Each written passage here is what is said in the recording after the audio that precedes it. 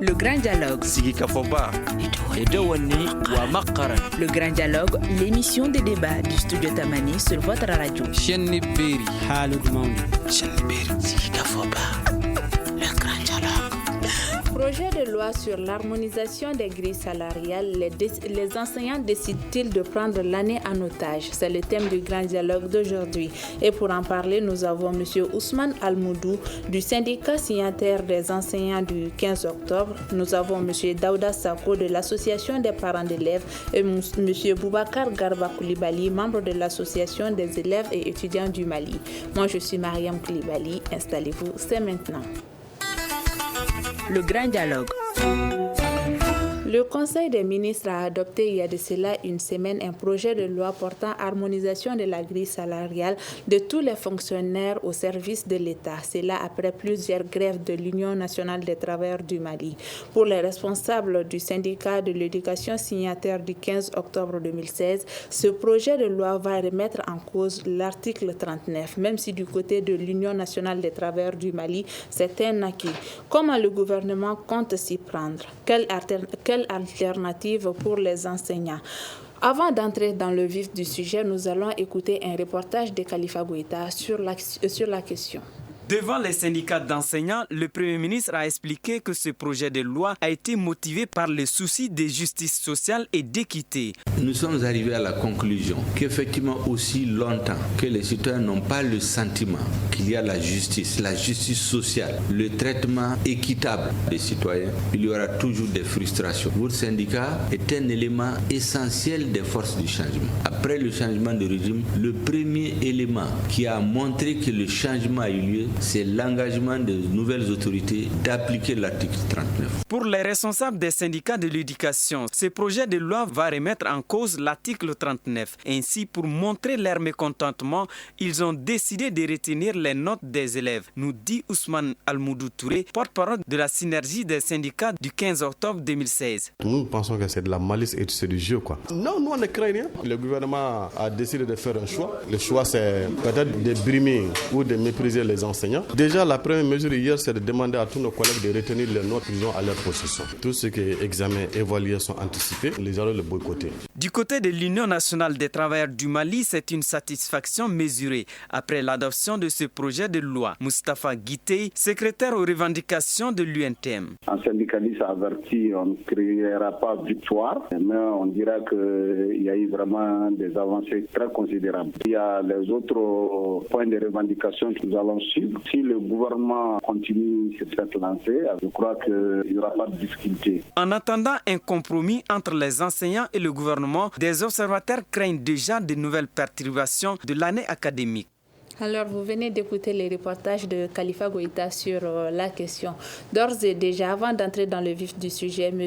Almoudou, vous venez de terminer une réunion avec la presse et vos membres. Il a été question de quoi lors de cette réunion? Non, en fait, merci. Permettez-moi de saluer tous les téléspectateurs et ceux qui nous écoutent et dire que cette réunion, c'est une suite logique d'un ensemble de réunions que nous avons programmées depuis le mois de février. Parce que bien avant que cette situation, ce dont vous faites allusion tout de suite, ne se produise, nous préparions déjà. Et c'est pourquoi depuis le mois de février, nous étions en train de rencontrer les organisations de la société civile, les partis politiques. On a rencontré pratiquement tous les regroupements des partis politiques. Nous avons rencontré beaucoup d'associations évoluant dans la communauté éducative et nous avons dit qu'il faut aussi rencontrer les fêtiers de la presse. L'objectif de la rencontre, c'est vraiment d'abord de montrer quel était l'esprit par lequel nous avons commencé l'année scolaire, parce qu'en réalité c'est ça, parce que nous avons souhaité quand même cette année soit une année apaisée et aller vers des examens crédibles pour dire que le Malikoura dont on parle, on peut le faire aussi dans le système éducatif. C'est pourquoi nous étions très engagés à faire en sorte de soutenir les départements pour que nous puissions aller à des examens propres, sans fraude, sans fuite. Nous étions dans cette dynamique-là. Maintenant, à partir du moment que le gouvernement a pris la décision, nous nous sommes dit que la donne a changé. Et l'esprit l'état d'esprit a changé et qu'aujourd'hui, la rencontre avec nos amis de la presse, c'est vraiment de les informer de la situation, les informer des sentiments que nous avons consentis, parce que nous avons un procès verbal de conciliation que l'État n'a pas encore exécuté. Mais malgré tout, nous nous sommes dit qu'avec le dialogue, on peut aller à l'exécution de ce procès verbal sans aller à des mouvements. Mais à partir du moment que le gouvernement a voulu nous mettre devant un fait accompli, nous n'avons pas d'autre alternative que de nous battre. Et c'est ce que nous avons expliqué à nos amis de la presse et aussi recevoir leurs suggestions et leurs propositions par rapport à... On sait que chacun est concerné par ce qui se passe à l'école. Voilà un peu le but de la rencontre avec la presse et avec toutes les autres associations que nous avons rencontrées avant. Monsieur Boubacar Garba Koulibaly, membre de l'association des élèves et étudiants du Mali, vous aussi vous avez rencontré hier la presse. Il était question de quoi? Oui, bonsoir tout le monde. Bonsoir chers téléspectateurs. Hier, nous avons fait un point de presse au siège de l'association des élèves étudiants du Mali à Badalabougou sur notre préavis de grève prévu la semaine prochaine sur plusieurs points. Qui sont notamment l'insertion des licences aux concours nationaux, c'est-à-dire au concours de la fonction publique et au concours d'entrée à la nouvelle ENA. Aujourd'hui, certes, l'État reconnaît avec le 6e LMD les licences, que ce soit générale ou professionnelle, comme catégorie A à la fonction publique. Mais aujourd'hui, les licences ne sont pas demandées. Plutôt, c'est les DT qui sont demandées et les BTD au concours de la fonction publique. Aujourd'hui, c'est inadmissible pour nous qu'il y a des facultés datant plus d'une décennie qui forment aujourd'hui des chômeurs qui ne sont pas demandés sur le marché d'emploi, c'est des filières non porteuses d'emploi. Aujourd'hui, il y va vraiment de la mission du gouvernement d'amener une politique ou une réforme universitaire à amener des filières dont eux-mêmes ils en ont besoin pour la construction de la nation. Notamment, c'est concernant le concours d'entrée à la fonction, plutôt à la nouvelle ENA, nous demandons la ratification juste des textes d'entrée à la nouvelle ENA. Autrefois, avec le système classique, qui se résumait avec la maîtrise, l'ENA est accessible à la maîtrise. Aujourd'hui, ça vaut 2 ou 3 ans, à peu près 4 ans. Les maîtrises sont arrêtées. Maintenant, c'est le système LMD, licence, master, doctorat. Nous voudrons qu'ils donnent la chance à ceux qui ont la licence de faire le concours d'entrée à la fonction publique, de se perfectionner davantage pour servir cette même nation. Ça, c'était le premier point. Le second point était axé sur le retard de nos trousseaux et de nos bourses. Nous sommes dans l'année universitaire 2020-2021. Aujourd'hui, dans plusieurs facultés, grandes écoles et instituts, jusqu'à présent, il y a un retard excessif de l'obtention des trousseaux et des bourses de l'année académique 2018-2019 et 2019-2020. Dû à quoi? Quand même, le processus de bourse, c'est très simple. Après les résultats définitifs, les rectorats envoient les résultats au CNU et ils traitent, ils acheminent au département, que ce soit l'enseignement supérieur, l'économie et les finances, ça fait le tour jusqu'au compte Samamonais. Aujourd'hui, quand on fait le tour, le CNU dégage sa responsabilité qu'ils ne sont pas fautifs. Les IS, ils disent que ce n'est pas à leur niveau, que c'est des problèmes financiers. Quand on part au Trésor, le Trésor dit qu'il n'y a pas d'argent, alors que chaque année, c'est des budgets prévisionnels. Donc on ne doit pas nous dire qu'il n'y a pas d'argent pour ça, car ça doit être prévu au préalable. Et on est en train de faire des dépenses aussi, ce n'est pas non studieuses, alors que les enfants des pauvres, d'autres n'arrivent pas à partir à l'école parce qu'ils n'ont pas leur trousseau et leur bourse. Comme deuxième, second point, ça c'était le prélèvement. Le prélèvement de 5 000 francs sur plutôt de 7 500 francs sur nos trousseaux de bourse. comme contribution des œuvres universitaires. Ce dont nous voulons, c'est que la contribution des étudiants aux œuvres universitaires soit volontaire, car tous les étudiants ne bénéficient pas de ces œuvres universitaires. En plus de cela, comparativement aux autres pays de la sous-région, nos trousseaux et bourses sont très minimes. S'il faut qu'un enfant qui vient des recoins du Mali, dont l'accès même au campus est très difficile, dont ces trousseaux, ces bourses sont en retard, et aussi qu'on coupe aussi pour des œuvres universitaires dont souvent il n'en a pas besoin, ça c'est inadmissible. En plus de cela, quant au prélèvement, à son temps, quand le Premier ministre Mokhtar Wane était à la tête du gouvernement, il y a eu abrogation des protocoles d'accord entre l'AEM et le CNU, entre l'AEM et le gouvernement. Certes, certains protocoles d'accord furent dénoncés, mais il y va de soi aussi qu'on arrête aussi ces prélèvements. Ces dénonciations nous ont conduits, plutôt les a conduits, car nous, on n'était pas participants. On a décrié cela, nous n'avons pas participé. Mais avec tout ça, ils l'ont mis sur les papiers comme fait de route. Et aujourd'hui, on voit que... On va en venir, M. Koulibaly. Oui. Nous allons déjà écouter la réaction de M. Sako sur tout ce que vous venez de dire. Les mécontentements des enseignants et celui des étudiants. M. Sako, vous étant membre de l'association des parents d'élèves, qu'est-ce que vous pensez de toutes ces situations? C'est une situation qui me préoccupe énormément. Quand il n'y a pas d'école ou quand il y a plus de menaces sur les cours, les examens des enfants, alors nous, ça nous préoccupe énormément. Parce que ce sont des innocents, il ne faudrait pas que leur avenir soit pris en otage par des mouvements syndicaux. Et le métier d'enseignant, nous reconnaissons, n'est pas un métier facile, c'est un sacrifice, il y a beaucoup de sacrifices. Nous avons été tous enseignants. Moi, j'ai commencé à enseigner en 1978 et encore, je continue d'enseigner. Mais je sais que ce n'est pas facile. Mais l'avenir pour nous, l'avenir des enfants prime surtout.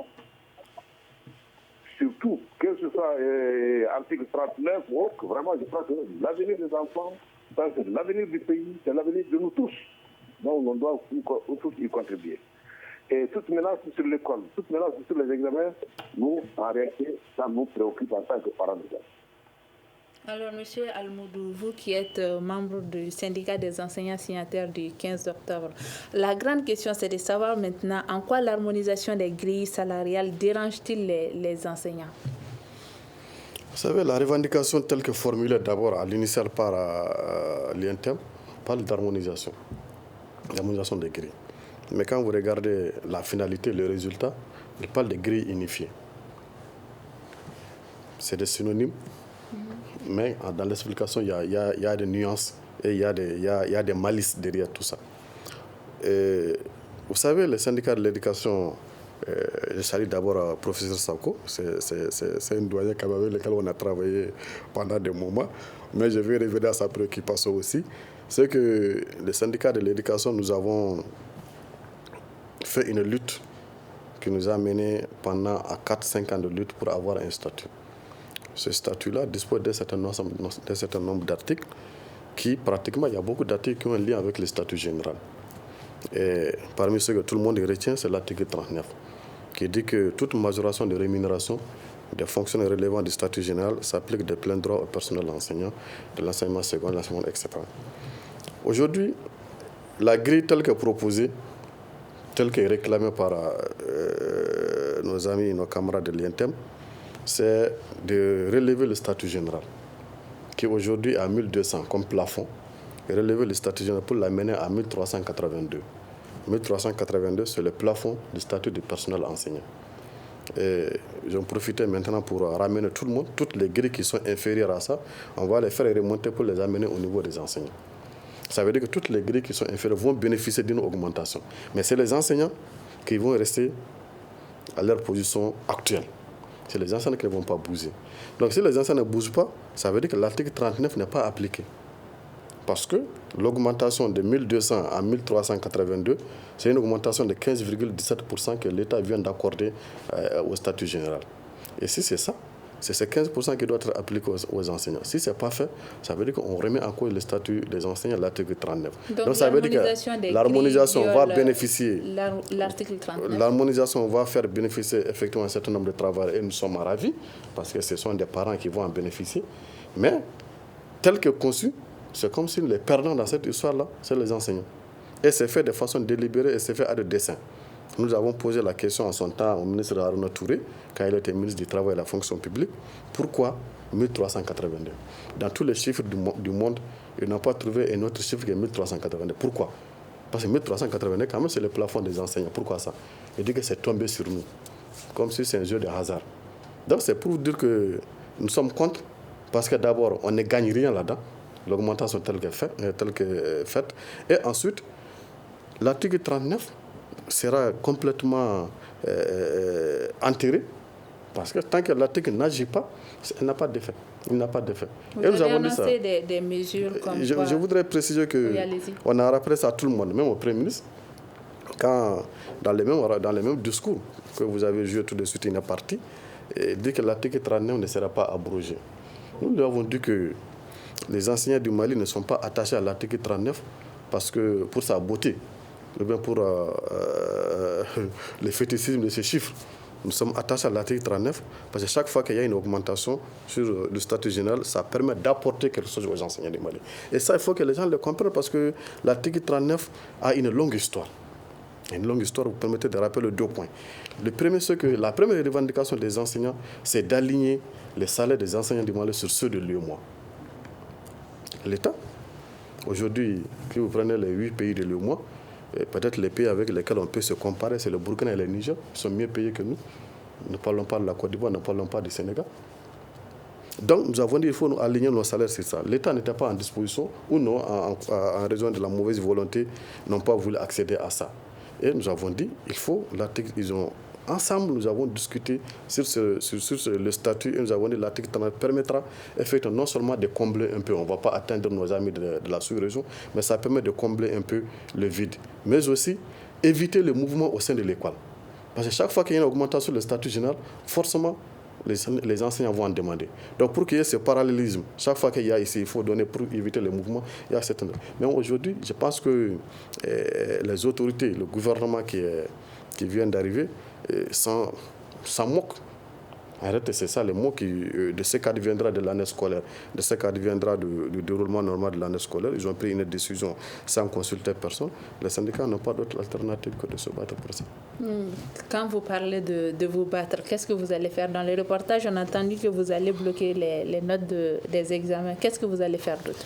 Non, je voudrais dire tout simplement que, en tant que syndicat, chaque syndicat, lorsque tu es en mouvement de grève, tu utilises les moyens à ta disposition. C'est pourquoi j'ai dit aux doyens, effectivement, que les enfants sont innocents, comme il l'a dit. Les enfants aussi sont aussi nos enfants. Nous avons nos enfants dans ces établissements. Nous avons des enfants qui doivent faire les examens. Donc, nous subissons les mêmes conséquences que les autres parents. Et que, dans ce même pays, il n'y a même pas un mois, certains syndicalistes se sont glorifiés du fait qu'ils ont mis le pays à genoux. Ils ont mis le pays à genoux, l'État les a donné raison, l'État les a satisfaits. Les syndicats de l'éducation n'ont pas d'autre alternative que dans notre système aussi de mettre le pays à genoux pour qu'on ait gain de cause. C'est pourquoi juste après la rencontre avec le Premier ministre, nous avons fait un communiqué. Un communiqué dans lequel nous avons appelé nos camarades à retenir les notes. Et ça a commencé depuis le 1er juillet et c'est sur le terrain et c'est constaté. Tous les jours, on fait l'évaluation. Ça, c'est fait. Et ensuite, la semaine prochaine, il y aura les examens anticipés du DEF qui vont commencer. Nous allons les boycotter. Ça aussi, les dispositions sont en train d'être prises un peu partout sur le territoire national. Nous avons instruit à nos coordinations régionales de prendre les dispositions pour que ces examens anticipés soient boycottés. Et ensuite, on va se préparer. Dans une semaine, on va faire un meeting national où la directive sera de dire à l'ensemble des enseignants du milieu de se mobiliser pour que nous puissions faire en sorte que les examens qui vont venir, que ce soit le DEF, le BAC, le BT, le CAP, les examens au niveau des instituts de formation des maîtres, faire en sorte que ces examens n'aient pas lieu. En tout cas, nous sommes en train de travailler dans ce sens-là et ça va après on va planifier chacune de ces actions, comment est-ce que ça doit être exécuté sur le terrain. Dans les jours à venir, vous serez informés. Monsieur Boubacar Garba Koulibaly, vous venez d'écouter Monsieur Almoudou. Tout ce qu'il vient de dire, est-ce que ça vous interpelle, étant membre de l'association des élèves et étudiants du Mali? Est-ce que ça vous interpelle? Oui, bien sûr, nous sommes interpellés. Et nous, membres du bureau de coordination, depuis le début de ces mouvements de la synergie, depuis l'année passée, nous étions dans un rôle impartial. La seule chose qui nous tenait beaucoup à cœur, c'est qu'il puisse y avoir un terrain d'entente entre la synergie et le gouvernement en son temps. Et que nos syndiqués puissent rentrer à l'école et que les partenaires de l'école tous puissent s'impliquer pour sauver l'année. Et l'année fut sauvée par des étirements. De façon extrémiste. Oui, de façon vraiment extrémiste. Il a fait féliciter tout le monde. Mais après cela, vu les accords, comme lui-même il avait dit, nous, on ne s'attendait pas à ce que vraiment ça pouvait être remis en cause. Nous voyons un parallélisme maintenant. Après, toujours, la grève de l'ordre des avocats, l'UNTM s'élève, après la synergie réplique, mais ça ne va pas. L'école est en train de disparaître.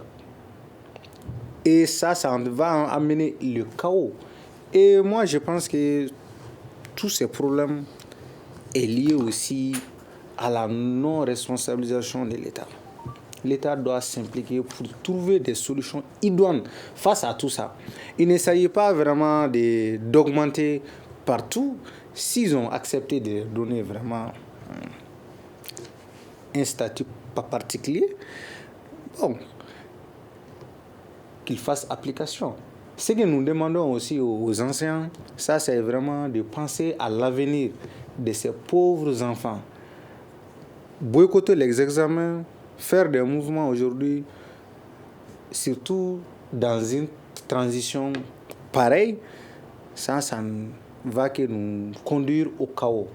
Aujourd'hui aussi, nous, membres du bureau de coordination, nous aussi, nous sommes déterminés avec nos militants et militantes vraiment à faire face aux problèmes. Comment ça? Que ça soit résolu depuis au bas jusqu'au plus haut sommet, pour qu'en réalité il puisse y avoir une normalisation des années, que chacun puisse être mis dans ses droits, que les enseignants, ce qu'ils revendiquent, qu'on puisse les octroyer avec les moyens de l'État.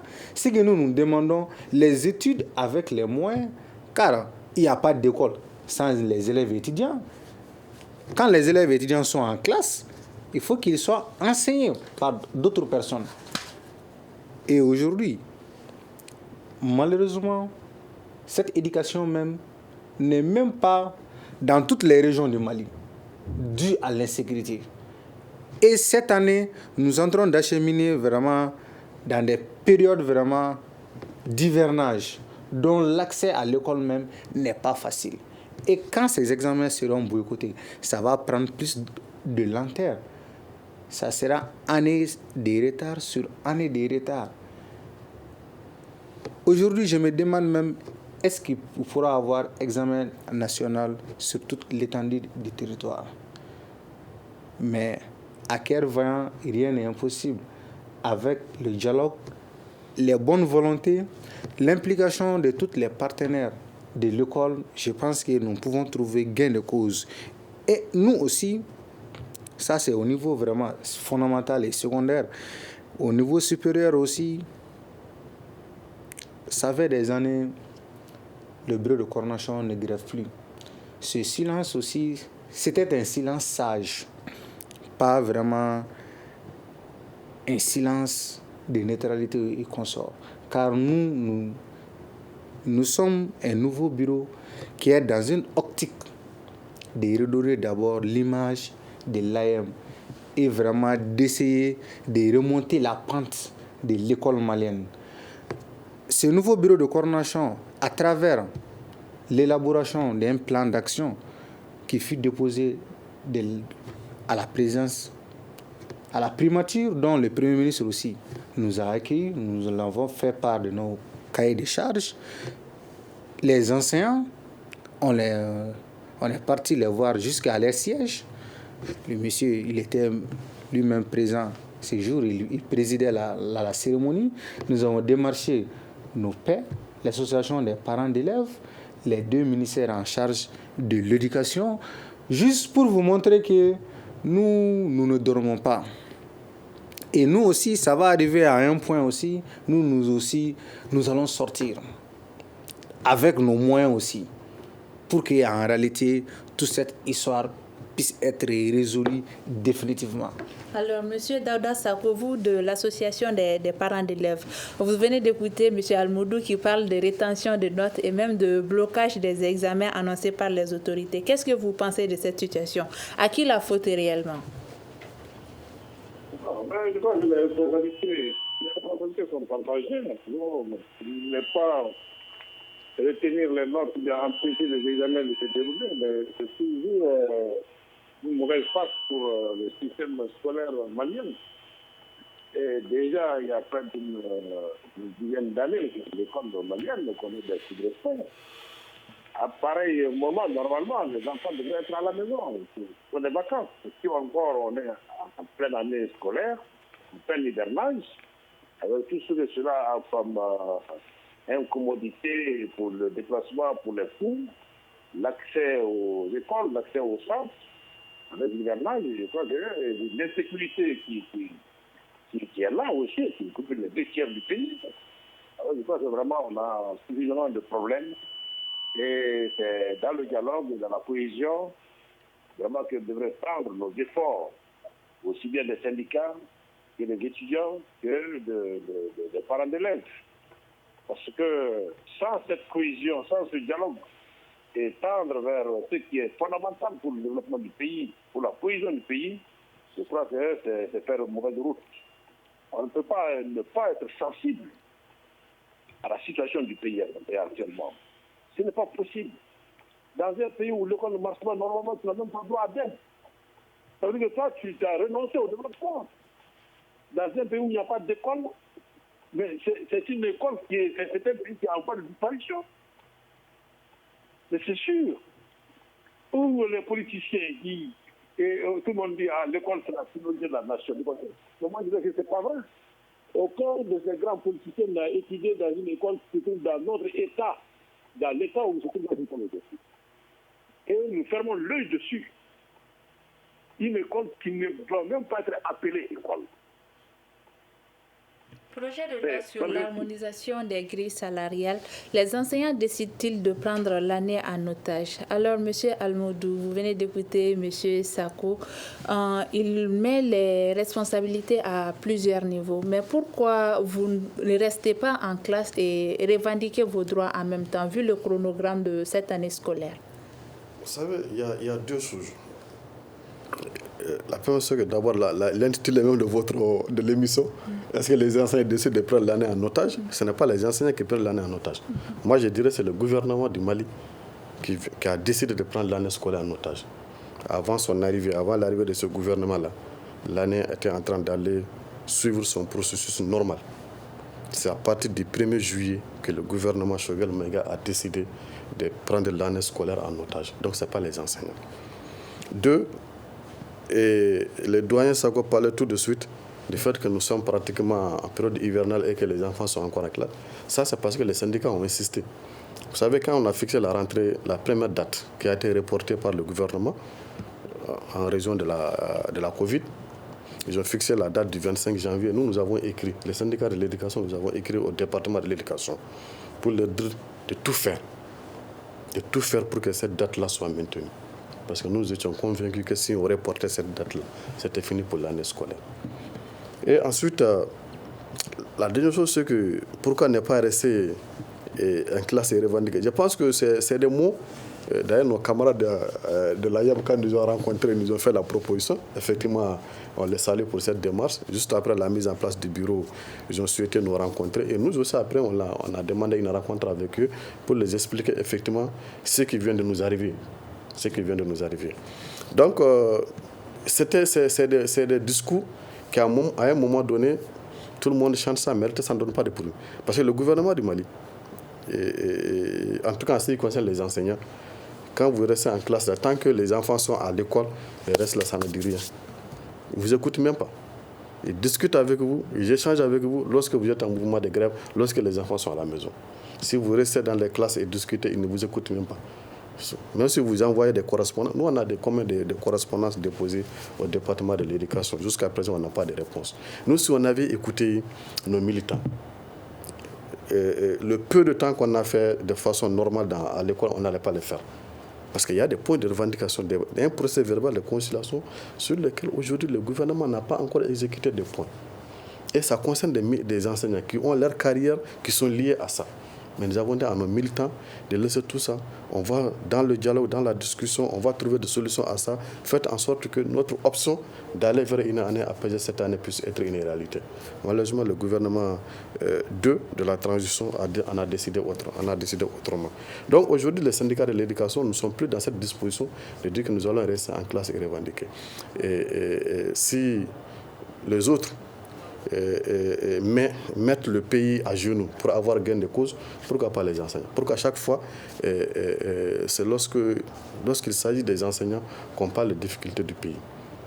Parce que ce qu'on vient d'accorder aux statisticiens, ce qu'on vient d'accorder aux autres, on l'accorderait quand même pendant une période de transition. Nous sommes encore en transition. Pourquoi on accorde aux autres et que c'est le tour des enseignants, on dit que nous sommes dans une transition? La transition aurait dû faire en sorte qu'on mette tout le monde, tout à plat, toutes les revendications à plat. Tout le monde y renonce, on attend une autorité légale. À partir du moment que la transition n'a pas écouté cela, a accepté de donner pour une partie, il n'y a pas de raison qu'on n'applique pas une loi de la République. La transition n'est pas faite pour ne pas appliquer des lois. Et pour nous, c'est une loi de la République. Je pense que la transition doit l'appliquer. D'ailleurs, la transition vient de ratifier l'ordonnance qui a accordé la première partie de l'article 39. Donc aujourd'hui, le syndicat de l'éducation, tout ce qui s'est dit, nous sommes conscients. Quand les gens parlent des pays occupés, nous sommes mieux placés pour dire que le territoire est occupé. Nous avons encore des camarades, des collègues qui sont en détention. L'État n'a jamais fait un seul communiqué. Je vous donne le cas de notre camarade Souaïbou Togo. Ça fait plus de 2 ans qu'il est détenu par le groupe djihadiste. Un seul communiqué, l'État n'a jamais fait ça. Le mois de novembre, les gens sont partis au Cap de Fatoma, aller dans une école, attaquer l'école, prendre aux enseignants leur téléphone, leur moto, tout. Un simple communiqué, l'Académie de Moti n'a pas fait ça. Je pense que ce n'est pas quelqu'un d'autre qui vient nous dire quel est le sacrifice que nous consentons à longueur de journée sur le terrain. Là où il n'y a pas l'administration, nous sommes là-bas aujourd'hui. Moi, je suis d'une commune aujourd'hui, toutes les écoles de ma commune sont fermées. Toutes les écoles de ma commune sont fermées. Mais peut-être dans la commune, les enseignants sont là-bas. Il n'y a pas un simple policier, excusez-moi de l'expression, dans l'administration. Il n'y a pas de représentants de l'État, il n'y a pas d'administrateur civil, il n'y a pas d'agents de santé. Ce sont les enseignants qui sont là-bas. Donc les sacrifices que les enseignants consentent, les difficultés sur le territoire, nous sommes mieux placés pour connaître ça aujourd'hui. Et nous allons dire que répondre à votre question, c'est que nous ne sommes pas dans cette disposition aujourd'hui de rester en classe. Nous avons compris que pour avoir gain de cause, nous avons dit ça aussi au Premier ministre. Nous sommes peut-être jeunes dans la fonction, nous sommes peut-être jeunes en tant que syndicalistes, mais depuis que nous avons commencé à travailler, tout ce que nous avons vu sur notre salaire, on l'a eu suite à des combats. Il n'y a pas 5 francs qui viennent de l'initiative personnelle du gouvernement. Donc l'État du Mali, le gouvernement du Mali a formaté cette nouvelle génération d'enseignants à être des perpétuels combattants pour avoir gain de cause. Depuis l'annonce du projet de loi sur l'harmonisation de la grille salariale, est-ce que vous avez eu à rencontrer les autorités pour discuter et négocier? Non. Pourquoi? Il n'y a pas eu de rencontre. Nous, on n'a pas... l'autorité ne nous a pas saisis. On n'a pas demandé à nous rencontrer. Et nous aussi, on n'en a pas demandé. Je pense que lorsque vous êtes dans une telle situation, le gouvernement a pris sa décision. Je pense qu'ils vont s'assumer. Il reste au syndicat de l'éducation aussi de prendre leurs décisions et s'assumer. Et c'est ce que nous allons faire. Lorsque ça sous-entend que le gouvernement a décidé d'aller à la confrontation, les syndicats de l'éducation sont prêts à aller à ça. Je pense qu'à un moment donné, le dialogue va s'imposer, mais pour le moment, chacun dans sa position. D'accord. Monsieur Koulibaly, vous venez d'écouter Monsieur Almoudou. Qu'est-ce que vous avez pensé de sa réaction? Oui, bon, je les ai compris parfaitement, mais ce n'est pas des tendances nouvelles. Aujourd'hui, moi, je pense que les deux parties doivent s'écouter, mettre le Mali au-dessus de tout. Pourquoi j'ai dit le Mali? Puisque quand ces étirements vont persister, à remettre encore les pays à genoux, la transition ne va pas réussir. La transition ne va pas réussir, pas pour les autorités en place, mais pour nous tous. Car ça va devenir aussi, la vie sociale va devenir de mal en pire. Et ça va sortir même du cadre de la communauté éducative. Et l'éducation aussi étant aussi l'un des rôles régaliens de l'État. Je pense que c'est très dommage que chaque année, nous puissions faire face à cela. Qu'on dise la vérité. Qu'on leur propose ce qui est faisable, ce qui n'est pas faisable. Pour qu'ensemble, qu'ils puissent négocier sur la base des règles saines et responsables, pas vraiment discriminatoires ou des rôles de non-impartialité. Car c'est ça qui va nous conduire ça. Et l'État aussi, c'est une continuité. Avant ces gouvernements, si d'autres autorités ont pris des engagements pour résoudre la situation, si la synergie est rentrée dans les classes, dans cette optique, quand il y a d'autres choses à l'encontre de cela, bon, nous sommes très mal placés de dire qui a raison, qui n'a pas raison. Ce que nous voudrons seulement, c'est que ces examens puissent se faire et que nos camarades puissent être évalués, ils puissent avoir ce qu'ils méritent, qu'on puisse normaliser la situation, recommencer à temps vraiment la nouvelle année scolaire et universitaire. Et c'est que vraiment nous proposons face à la situation. Quand nous avons rencontré la synergie, nous avons débattu vraiment des causes profondes de la situation. Pour faire face à tout ça, nous devons essayer de voir depuis les problèmes de l'enseignement préscolaire, fondamental, secondaire, jusqu'universitaire, pour pouvoir recadrer vers un nouveau système éducatif avec un gouvernement aussi qui pourra aussi atténuer et ramener les différentes entités syndicales, que ce soit l'UNTM, les avocats, les médecins, tout, puisque généralement, à part l'AM, tout le monde grève que pour des causes financières. Les SENSOUP, mes heures supplémentaires, d'autres, nos indemnités, par-ci, par-là, vraiment, c'est de trop.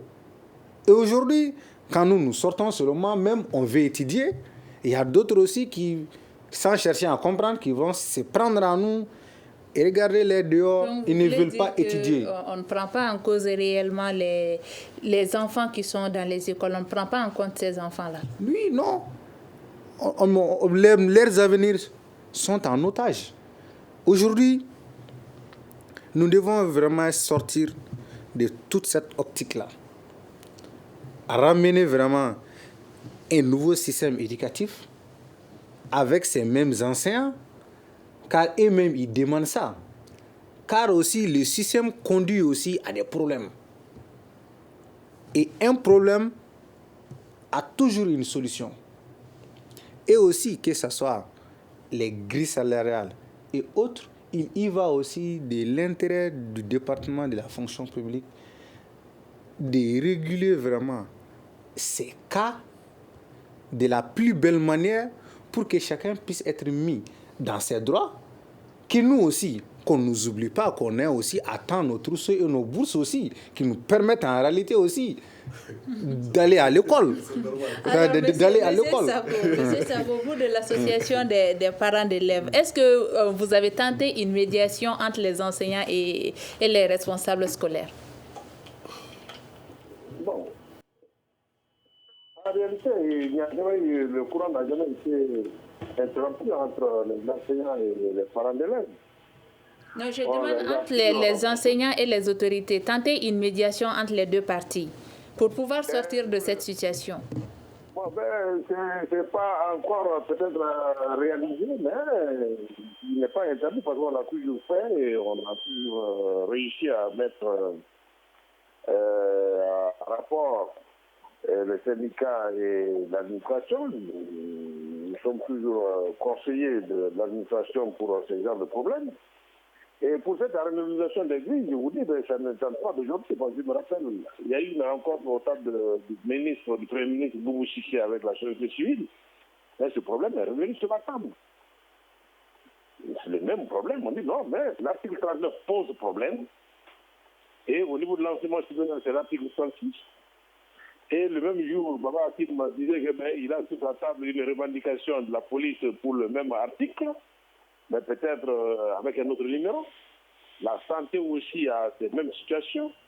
La protection civile, la même situation. Alors moi, je crois que l'article 39 et les articles assimilés dans les autres statuts particuliers, statuts autrement, posent problème. Alors, je ne sais pas si c'est l'État même qui s'est fait piéger lui-même ou on a essayé de piéger l'État. Parce qu'une loi ne doit pas amener à arrêter la vie de l'État ou bien la vie des institutions. S'il y a des problèmes, mais qu'on trouve des solutions aux problèmes. Mais on ne peut pas continuer toujours à vivre, à faire un demi-pas en avant et 5 pas en arrière. Non, mais ça ne peut pas continuer. Si un article pose problème, on doit trouver, on a des intelligences, on a des volontés ici pour trouver la solution qu'il faut. Un État doit être responsable. Les enseignants, nous enseignants, peut-être nous ne connaissons même pas le centième de la population malienne. Mais nous ne pouvons pas vraiment faire en sorte que notre pays puisse disparaître pour des problèmes d'articles. Monsieur Ousmane Almoudouvou, vous êtes le porte-parole des enseignants signataires du 15 octobre. Nous sommes pratiquement à la fin de l'émission. Qu'est-ce que les enseignants proposent aujourd'hui pour sortir de cette situation? Non, moi je voudrais d'abord dire que... En 2 minutes, Michel Almoudouvou, en 2 minutes, tout de suite, la fin de l'émission. Le doyen vient de dire que ces explications vers la fin, c'est comme si c'est les enseignants qui veulent détruire le Mali. Non. En fait, moi, je pense que l'article 39 ne pose aucun problème. C'est une question de responsabilité. Et dès qu'il a commencé à enseigner en 1978, il sait ce qui a été fait dans certains pays qu'on a fait pour améliorer, pour rendre la fonction enseignante plus attrayante. Donc, l'article 39, ça rentre dans ce cadre-là. Il s'agit d'une responsabilité, une décision politique de la part des autorités de dire qu'on a donné ça parce qu'on veut améliorer la qualité de l'enseignement, on veut mettre les enseignants à l'abri. Je pense que ça ne doit pas poser de problème. Et l'article 39 ne date pas d'aujourd'hui. Il a cité des corps qui en ont. Ça a tout le temps été appliqué ce jour, ça n'a jamais posé de problème. C'est parce que les enseignants en ont aujourd'hui. Pour l'appliquer sur les enseignants, on dit que ça pose de problème. Et l'autre chose, les camarades de l'AIM disent que toutes les revendications sont des revendications financières. Je pense que là, il ne suit pas le mouvement des enseignants. Et la première revendication des syndicats de l'éducation 2016, c'est pourquoi nous avons le nom syndicat de l'éducation, signataire du 15 octobre 2016, c'est nous qui avons demandé la construction des établissements publics. Et nous avons dit à l'État en son temps, en commune 1, vous prenez l'ensemble des quartiers de la commune, il n'y a qu'un seul établissement public, le lycée Philippe Dabo-Sissoko, et que ce n'est pas normal, il fallait construire. Et ensuite, dans ce sens, l'État, le département de l'éducation est rentré dans des processus pour racheter des établissements privés pour les convertir en établissements publics. Nous avons demandé à l'État, nous avons dit, vous avez supprimé le CP, ce n'est pas normal, il faut faire entrer le CP. Nous avons dit à l'État, vous êtes en train de créer un système éducatif à double vitesse. Il y a les enfants des pauvres qui sont dans les curriculums, vos enfants sont dans les écoles classiques. Il faut généraliser les curriculums pour que vos enfants soient là-dedans. En ce moment, les difficultés qui sont là-dedans, nous allons ensemble y faire face. Donc toutes nos revendications ne sont pas les revendications financières. Voilà, aujourd'hui, à l'État, proposition des syndicats de l'éducation d'appliquer la loi de la République. Syndicats de l'éducation, pour nous, ça ne doit pas faire l'objet de discussion. L'application d'une loi de la République a été votée par l'Assemblée nationale légale, légitime, et promulguée par un président de la République légal, légitime et élu, je vais dire. Monsieur Boubacar Garba Koulibaly de l'Association des élèves étudiants, pour terminer, qu'est-ce que vous proposez? Bon, ce que nous proposons, d'abord aussi, je vais le faire en 2 temps. Par rapport, vous avez 1 minute, monsieur Koulibaly. Ce que nous demandons, ça, c'est vraiment que l'État s'assume, qu'on puisse vraiment remédier les problèmes depuis la base et trouver des solutions saines.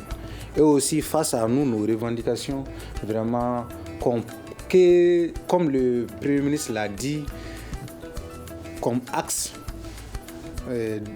dans sa politique de gestion de la transition, la phase politique et institutionnelle, la révision politique et institutionnelle, qu'on essaie vraiment d'inclure des ratifications pour vraiment ramener les licences dans le concours de la fonction publique et aussi les licences dans le concours de la nouvelle ENA.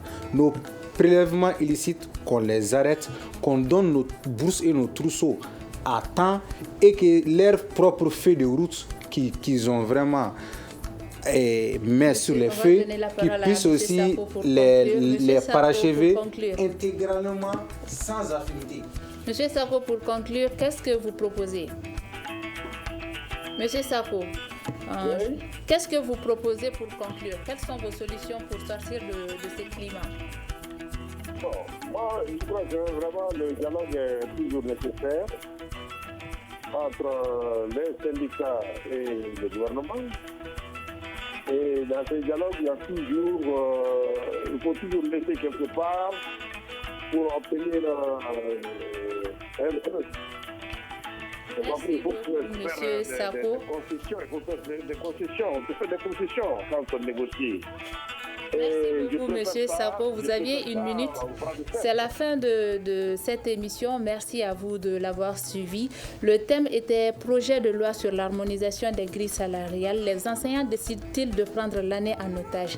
Nos invités étaient Monsieur Ousmane Almoudou, porte-parole du syndicat des enseignants signataires du 15 octobre, Monsieur Daouda Sako, porte-parole de l'association des parents et élèves, et Boubacar Garba Koulibaly, membre de l'association des élèves et étudiants du Mali. Moi, Mariam Koulibaly, j'ai eu le plaisir de vous présenter cette émission qui a été coordonnée par Mohamedou Touré. À la régie, on avait Peting Diara et Salim Diouara. On s'est dit à demain. Le Grand Dialogue. Le Grand Dialogue, l'émission des débats du studio Tamani sur votre radio.